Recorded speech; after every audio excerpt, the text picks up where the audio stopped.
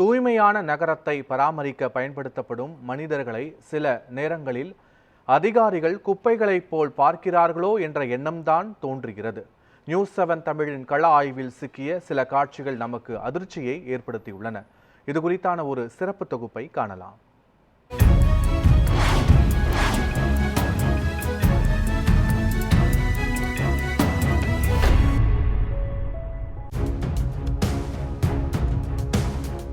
சிங்கார சென்னை, எழில்மிகு சென்னை, சிங்கார சென்னை 2.0 என்றெல்லாம் மார்த்தட்டி கொண்டு பெருமைப்படும் நமக்கு சென்னையில் இருக்கும் கருப்பு மனிதர்கள் கண்ணுக்கு தெரிவதில்லை.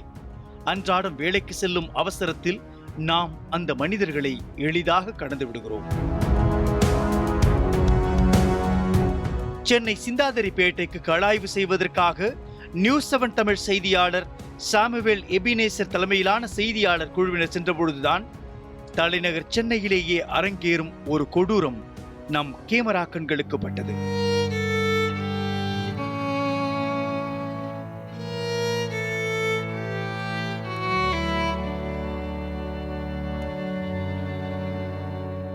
சிந்தாதிரிப்பேட்டை மீன் மார்க்கெட் பகுதியில் பாதுகாப்பு உபகரணங்கள் கூட இல்லாமல் மழைநீர் வடிகால் கால்வாய் சீரமைக்கும் பணிக்காக ஊழியர்கள் பயன்படுத்தப்பட்ட கொடூரம் வெளிச்சத்துக்கு வந்தது.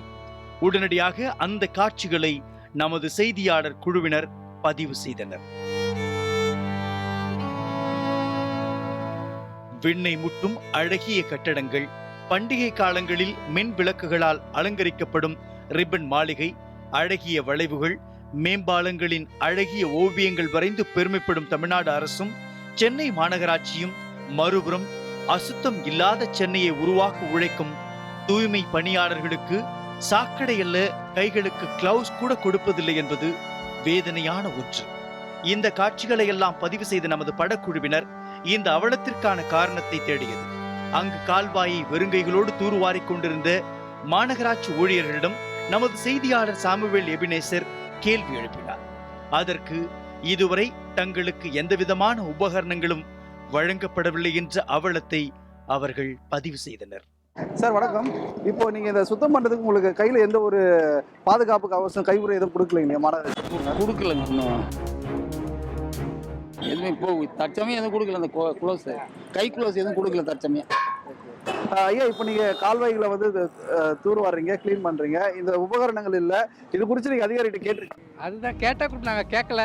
அது பாட்டா எங்களுக்கு வாட்டப்படாதுன்றக்காக நாங்கள் கேட்கல. நாளைக்கு கேட்டால் கொடுப்பாங்க. கை குளோஸ் தானே, நாளைக்கு தரும். ஏன்னா இன்னைக்கு திடீர்னு வந்துட்டோம். இல்லை, இந்த பணிகளை நீங்கள் முன்னாலே மேற்கொள்வதற்காக ஒரு முன்னெச்சரிக்கை நடவடிக்கையாக பிளான் பண்ணி, ஏன்னா இதில் வந்து நோய் தொற்று அபாயம் ஏற்படக்கூடிய நிலை இருக்கிறது. இது போல் ஒரு சூழ்நிலை இருக்கும்பொழுது நீங்கள் எப்படி இதை அதிகாரிகிட்ட எந்த ஒரு இன்ஃபர்மேஷன் பண்ணாமல் நீங்கள் வந்திருக்கீங்க?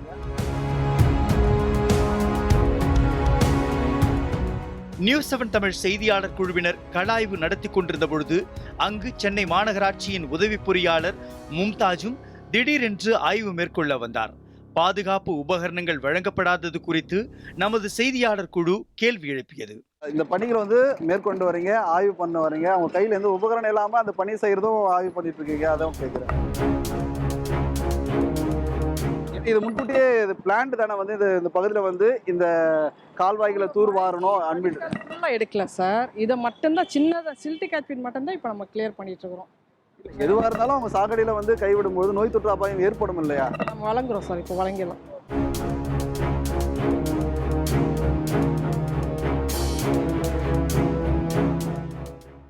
பாதாள சாக்கடையை தூய்மை செய்யும் பொழுது விஷவாயு தாக்கி உயிரிழப்புகள் ஏற்படும் அவலமும், நாளுக்கு நாள் நோய் தொற்று அதிகரித்து வரக்கூடிய துயரமும் ஏற்படும் இந்த இக்கட்டான காலகட்டத்தில் ஊழியர்களை இப்படியா இன்னலில் விடுவீர்கள் என்ற குரலும் கேட்கவே செய்கிறது.